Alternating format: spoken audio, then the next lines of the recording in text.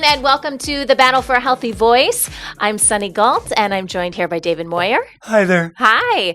Today we're starting a new series called How to Sing, and in this video, we're going to show you how to warm your voice. Before we dive into that, though, I want to let you know that David and I have a course where we teach you guys about something called Pure Bel Canto. Yes. Yeah, if you haven't heard of that before, check it out. Our website is purebelcanto.com, and our goal is to get you singing and speaking for as long as possible. We don't want anything to hurt your voice.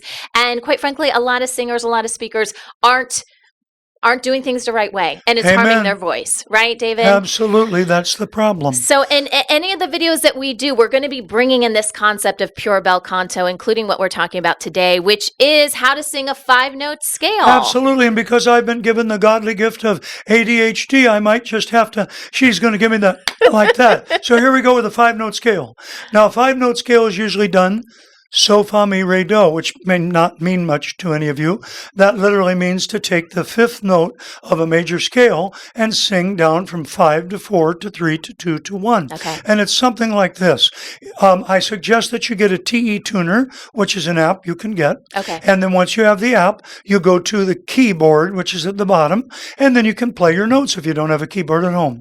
So I'm going to start right out of the air at any given note. I've done my yawn size. I've got my mental awareness, my posture, and my breathing. Here we go. So, fa, mi, re, do. Now, that's a lot for you to do with the different vowel sounds. So when you do it for the first time, do it on a neutral vowel with a neutral consonant. Thus, loo, loo, loo, loo, loo. Making sure that your epiglottis, you gulp. Put your finger on the ledge. You'll feel a little bump. Put it on the ledge, and if that goes up and in, you're not singing correctly. It needs to stay there. It should not click or shift for each note, or for that matter, pretty much for every note. So here it is again. Loo, loo, loo, loo, loo. Mental awareness, posture, breathing. How do we sing? Beautifully and freely. Ringing in the ears, pinging in the head, buzzing in the mask.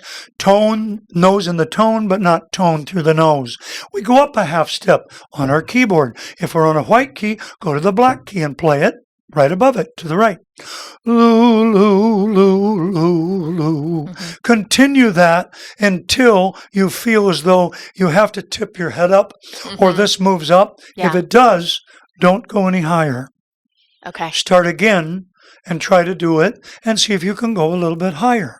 Now, if you can't go any higher, drop the 5-note scale, go back to the on si, and remember how it feels and sounds when you do this. Woo! Because that is your true voice quality and the way it's produced freely, as long as your larynx is in the right position and you don't have any veins sticking out in your neck. That's your real sound. And keep in mind, if you've never talked up there for a long time, that means your voice isn't going to probably be very strong.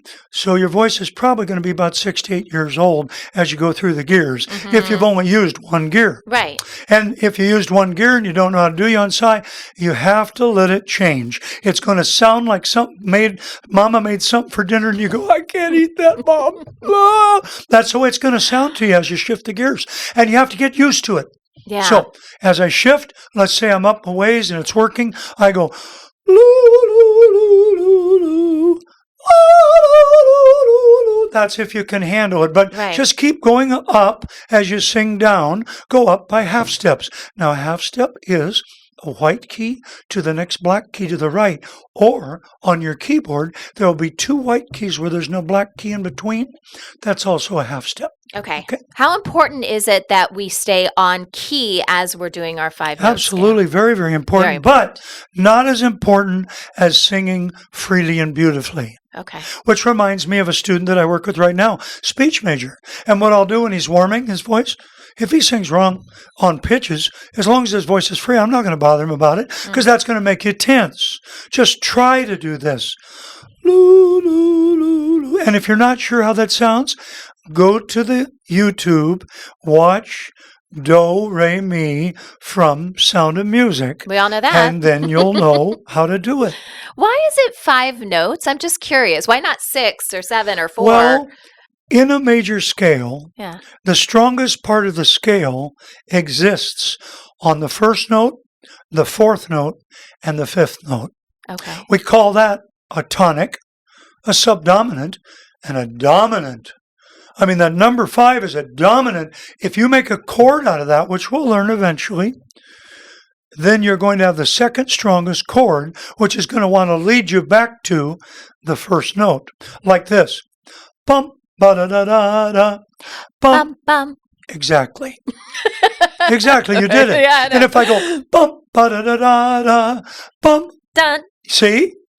That's leading you right back to the tonic. Okay. So the 5 is the second strongest. Oh, interesting. Yeah, then 1 is the strongest, Yeah. 5 second, and 4 is third. Okay. Once you learn that, then you can go on to the 6th, and then the 7th degree, and then the 8th degree.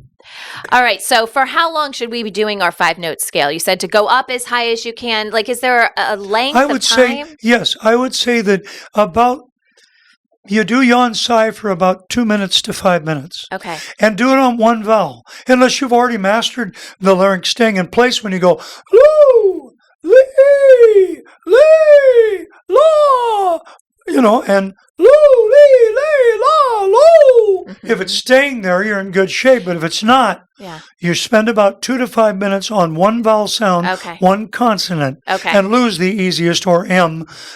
I think L's easier. Then you might go. You might spend 20 minutes on this.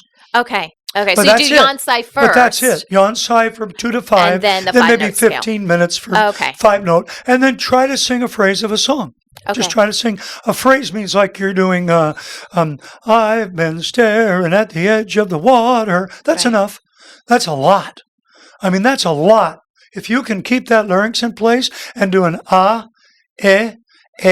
e, at, those are all the vowel sounds and mutations involved in that simple phrase. Right.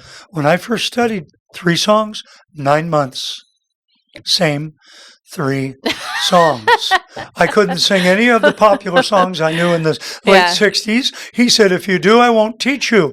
Well, if you do that, all you're doing is using old system. Yeah. You don't want old system. You let it go. You retrain the ear to listen for a different sound, something you might not eat that your mom made for dinner. But something that's good for you, right? Oh, That's what absolutely. we're trying to teach them. The pure bel canto is what we've been talking about, guys. So eat your broccoli. Eat your broccoli. Pure bel canto is your broccoli. If you want more information on that and the course that David and I did together, just head on over to our website, purebelcanto.com. And thanks for checking out today's video. We'll see you next time. Bye-bye.